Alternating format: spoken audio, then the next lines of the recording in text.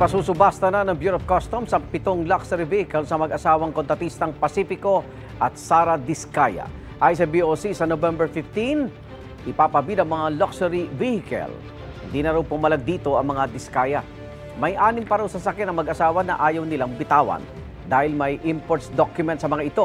Gusto raw ng mga Diskaya na magbayad na lang ng multa para sa di nabayarang buwis.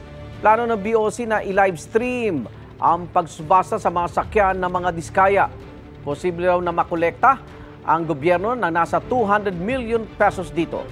Samantala, pinag-aaral pa kung sa Customs o BIR mapupunta ang isinukong sasakyan ni dating DPWH Engineer Bryce Hernandez. Legal daw ang mga papel nito pero inaalam pa kung tama ang binayarang buwis. Nagpulong naman ng Independent Commission for Infrastructure at ilang ahensya ng gobyerno para planuhin kung paano babawiin ang perang ninakaw mula sa mga questionabling flood control projects.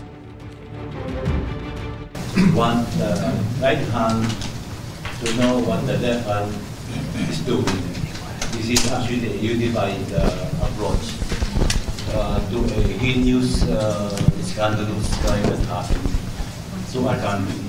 Mahalaga po ang magsama-sama kami lahat dito at magtulungan para mag-ibalik ang pera na pag-aari ng taong bayan.